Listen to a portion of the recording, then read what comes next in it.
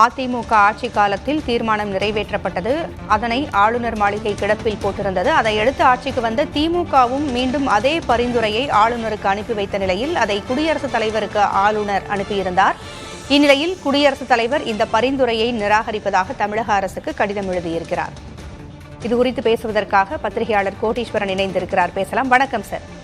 எந்த காரணமும் சொல்லப்படாமல் நிராகரிக்கப்பட்டிருக்கிறது குடியரசுத் தலைவரால். ஏனென்றால் அதிமுகவும் இந்த பரிந்துரையை அனுப்பியிருந்தது, தற்பொழுது திமுக அரசும் இந்த பரிந்துரையை அனுப்பியிருந்தது. காரணம் எதுவும் சொல்லப்படாமல் நிராகரித்திருக்கிறார்கள். உங்களுடைய கருத்து என்ன?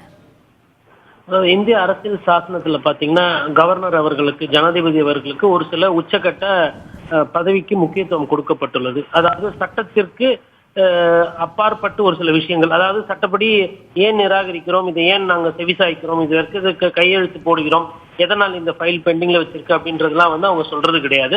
இது பல வருஷங்களா இருக்கக்கூடிய ஒரு பிரச்சனை. அதன் அடிப்படையில பார்க்கும்போது இந்த மாதிரி கோப்புகளை நிறுத்தி வைக்கிறதோ, இல்ல கோப்புகளை கையெழுத்து போடாம திருப்பி அனுப்புறதோ, இல்ல திருப்பி அனுப்புற விஷயங்களுக்கு பதில் சொல்லாம இருக்கிறதுனால மக்களுக்கு தான் இதனால பாதிப்பு. இப்போ அந்த ஒரு துணைவேந்தர் பதவி ஆகட்டும், இல்ல ஒரு பல்கலைக்கழகத்துக்கு அம்மையார் ஜெயலலிதா பேர் வைக்கிறதுனாலயோ இப்போ அவங்க மறைஞ்சு போயிட்டாங்க. அந்த பேர் வைக்கிறதுனால ஒன்றும் எதுவும் பாதிப்போ இல்லை, அதனால ஒரு புதுசா ஒரு பிரச்சனையோ அந்த சர்ச்சையெல்லாம் வர்றதை தவிர்த்து வேற எந்த பிரச்சனையும் அரசாங்கத்துக்கு இல்லை. ஆனா மாறாக இந்த மாதிரி கோப்புகளை நிறுத்தி வைக்கும் போது அதனுடைய பாதிப்பு தன்மை பாத்தீங்கன்னா பொதுமக்களுக்கும், குறிப்பா சொல்லணும்னா மாணவர்களுக்கு தான். ஒரு உதாரணம் என்னன்னா, ஒரு பல்கலைக்கழகத்துல ஒரு ஆண்டு விழா கான்வெகேஷன் நடக்கணும்னா ஆளுநர் செவிசாய்த்தாதான் அந்த கான்வெகேஷனை எல்லாருக்கும் நடத்த முடியும். இந்த மாதிரி ஒரு சில சட்டங்கள்லாம் இருக்குது.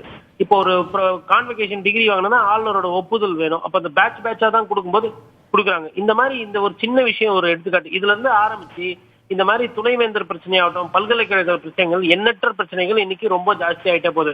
அதனுடைய ஒரு நீட்சியாக தான் இதை பாக்குறேன். இது கண்டிப்பா இது அம்மையார் ஜெயலலிதா பேர் வைக்காததுக்கு அதிமுகத்துல இருந்து இதற்கு விமர்சனம் வரும், ஒரு எதிர்மறையான கருத்து வரும்.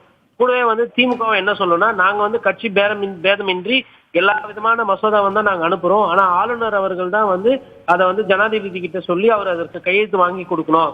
அப்ப கையெழுத்து வாங்கி கொடுக்கலன்னா ஜனாதிபதியும் ஆளுநரும் RSS கைப்பாவையா இருக்கிறாங்க அப்படின்ற ஒரு குற்றச்சாட்டை திராவிட கட்சிகள் திமுகவும் அதிமுகவும் சேர்ந்து வைப்பாங்க. இது ஒரு பார்வை.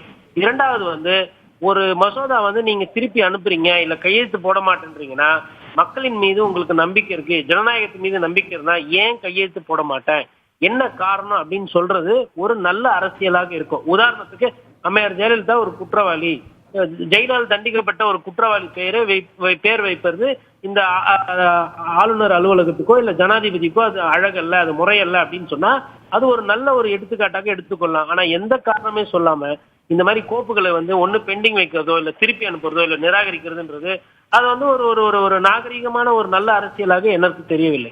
நன்றி சார். இணைப்பிற்கு கருத்துக்களை பகிர்ந்தமைக்கு நன்றி.